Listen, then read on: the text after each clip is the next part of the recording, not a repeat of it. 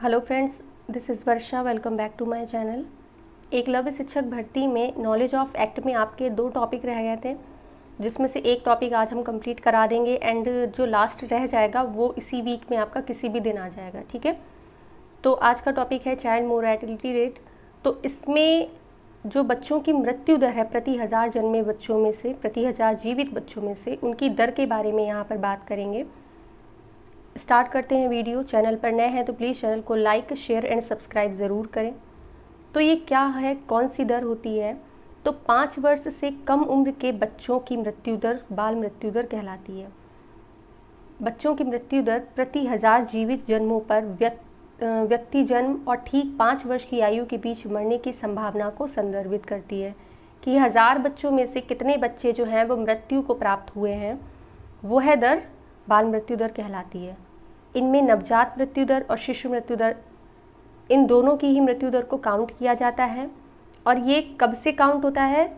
जन्म लेने के 1 साल के अंदर। ठीक है, जीवन के पहले वर्ष में मृत्यु की संभावना को शामिल किया जाता है।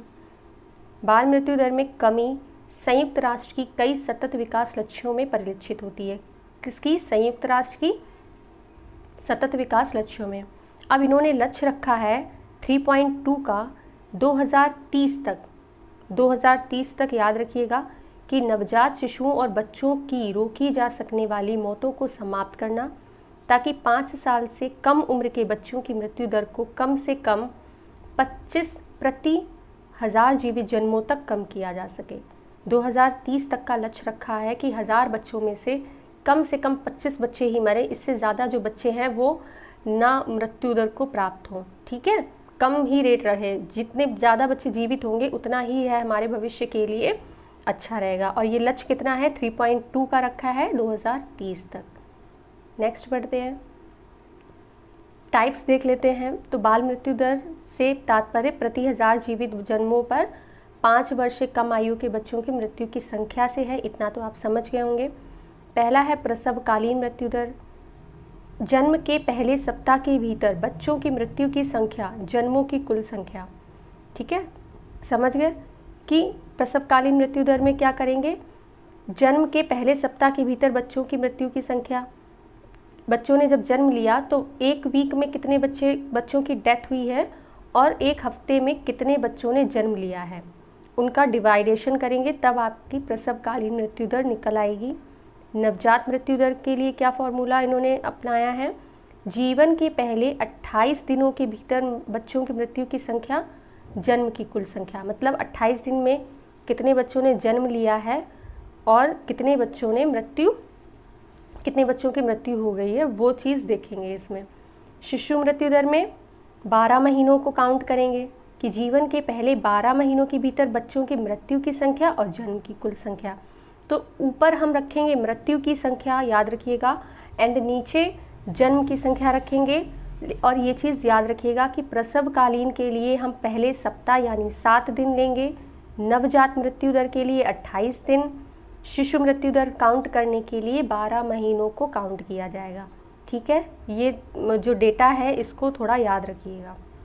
नेक्स्ट बढ़ते हैं, अंडर 5 वर्ष से कम आयु में मृत्यु दर। तो 5वें जन्मदिन के भीतर बच्चों की मृत्यु की संख्या और जन्मों की कुल संख्या। तो ऊपर जो आपका आएगा डिवाइडेशन में वो मृत्यु की संख्या आएगी और टोटल जो बर्थ है, टोटल बर्थ जन्म है, वो आपके नीचे लिखे जाएंगे अपॉन में। ठीक है, बाल मृत्यु दर ये 5 वर्ष से कम उम्र के किसी भी बच्चे की असामयिक मृत्यु को संदर्भित करता है। ठीक है, तो मेन आपका यही है, इसको अच्छे से याद रखिएगा कि 5 वर्ष से कम उम्र के किसी भी बच्चे की असामयिक मृत्यु दर को संदर्भित करता है बाल मृत्यु दर। नेक्स्ट बढ़ते हैं, प्रेजेंट सिचुएशन क्या है कि भारत ने बाल मृत्यु दर में और कमी लाने में ऐतिहासिक उपलब्धि हासिल की है। भारत के रजिस्ट्रार जनरल RGI द्वारा 22 सितंबर 2022 को जारी नमूना पंजीकरण प्रणाली सांख्यिकी रिपोर्ट, ये रिपोर्ट का नाम याद रखिएगा, देश में सतत विकास लक्ष्यों को प्राप्त करने में की दिशा में 2014 में IMR, UMR और NMR में प्रगतिशील कमी देखी जा रही है और ये लक्ष्य रखा गया है 2030 तक का लक्ष्य है। ठीक है, डेट याद रखिएगा एंड रिपोर्ट्स याद रखिएगा। IMR, UMR, NMR ये क्या होते हैं, इनके बारे में भी हम आगे जानेंगे। ये एक लिस्ट है, उसको देख लेते हैं। क्रूड बर्थ रेट 19.5 रही है SRS 2020 की। टोटल फर्टिलिटी रेट 2.0 रहा है। Early neonatal mortality rate 0.7 days, मतलब 7 दिन के अंदर जो बताई गई थी प्रसवकालीन वाली, वो 15 रही है इसमें। NMR 20, IMR infant mortality rate 28 रही है। अंडर 5 मोर्टेलिटी रेट रही है 32।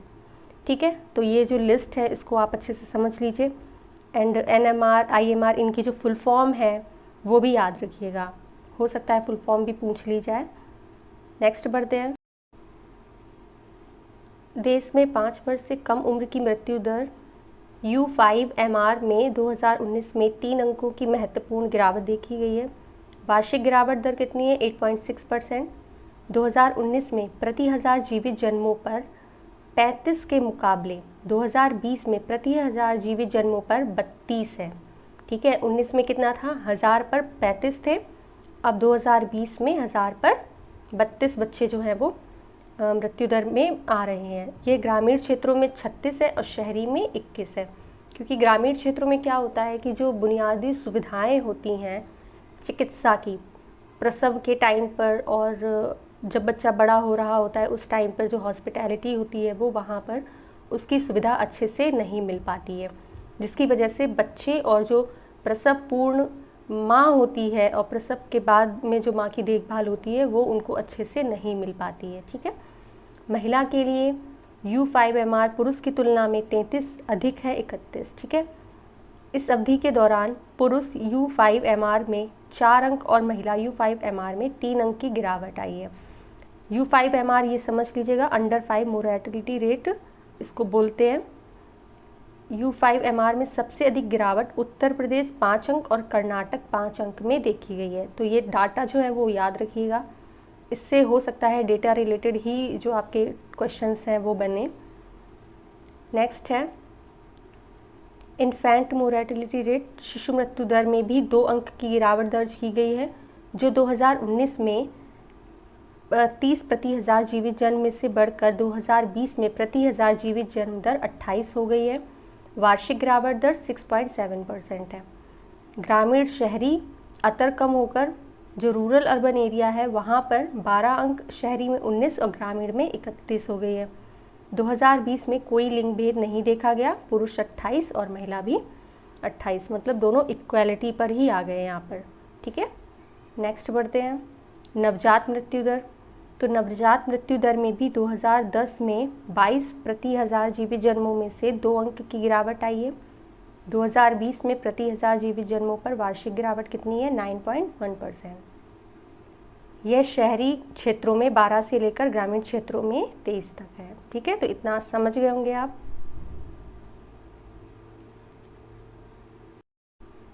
कॉजेज़ देख लेते हैं कि बच्चों की मौत के कारण क्या है यहाँ पर। तो उसके लिए 2016 से 2018 के बीच भारत भर में बच्चों की मौत का प्रमुख कारण अनजाने में लगी चोटें हैं। 5 से 14 वर्ष की आयु में बच्चों में डायरिया रोग मृत्यु को अन्य मुख्य कारण है कि डायरिया हो जाता है, जो कि जब बच्चा जन्म लेता है उस समय इस तरह की सिचुएशन, डायरिया हो जाना, पीलिया हो जाना, छोटी छोटी बीमारियां लग जाना, तो ये बहुत ज़्यादा हो जाता है, जिससे क्या होता है बच्चों को सुविधाएं ना मिलने के कारण उनकी मृत्यु हो जाती है। स्वास्थ्य देखभाल की निम्न गुणवत्ता भी मृत्यु का प्रमुख कारण है। अब देख लीजिए, जैसे गांव है वहाँ पर जैसे हमने बताया कि सुविधा नहीं मिल पाती है, जब तक शहर ले जाते हैं तब तक हालात जो होते हैं वो और ज़्यादा बिगड़ जाते हैं, जिसकी वजह से बच्चे सरवाइव नहीं कर पाते हैं। तो ये भी कुछ कारण हैं जो बच्चों की डेथ के हैं। शिशु मृत्यु दर के सुधार के लिए कुछ जो प्रोग्राम्स चलाए गए हैं वो देख लेते हैं। सुविधा आधारित नवजात देखभाल, बीमार नवजात शिशु देखभाल इकाइयाँ, जिसको SNCUs आर इस्टेब्लिश्ड लिखा हुआ है यहाँ पर। इंग्लिश वाले जो है वो अपना इंग्लिश का देखते रहें। साथ ही जिला अस्पताल और मेडिकल कॉलेज स्तर पर स्थापित की जाती हैं। ठीक है, तो याद रखिएगा SNCUs जो हैं वो आपके जिला अस्पताल और मेडिकल कॉलेज स्तर पर स्थापित की जाती हैं। नवजात शिशु स्त्रीकरण इकाइयाँ, जिसको NBSU बोलते हैं। प्रथम रेफरल इकाइयाँ FRUS सामुदायिक स्वास्थ्य केंद्र CSC में स्थापित की जाती है बीमार और छोटे बच्चों की देखभाल के लिए। ये है, ठीक है। नवजात और छोटे बच्चों की समुदाय आधारित देखभाल, तो इसके लिए घर पर आधारित नवजात देखभाल HBNC और छोटे बच्चों की घर आधारित देखभाल यानी कि HBYC कार्यक्रम के तहत बच्चों के पालन पोषण के तरीकों में सुधार लाने और बीमार नए बच्चों की पहचान करने के लिए आशा द्वारा घर का दौरा किया जाता है। समुदाय में जन्मे बच्चे और छोटे बच्चे जो भी होते हैं उनके लिए आशा बहुएं हैं, उनको अपॉइंट किया गया है, आप सभी जानते होंगे हर जगह। तो उनकी देखभाल के लिए आशा बहुओं द्वारा सर्वे वगैरह किया जाता है कि बच्चे स्वस्थ हैं या नहीं हैं। और जो प्रेग्नेंट औरतें हैं उनकी देखभाल के लिए भी आशा बहुएं अपॉइंट की जाती हैं, ठीक है। नेक्स्ट बढ़ते हैं। मदर्स एब्सोल्यूट अफेक्शन, जिसकी शॉर्ट फॉर्म माँ है, ठीक है।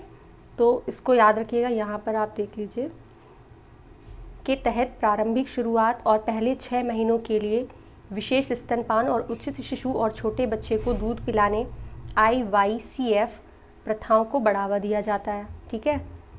ORS और जिंक के उपयोग को बढ़ावा देने और डायरिया से होने वाली मौतों को कम करने के लिए गहन डायरिया नियंत्रण पखवाड़ा, डायरिया को हराना D2 पहले लागू की गई, ठीक है।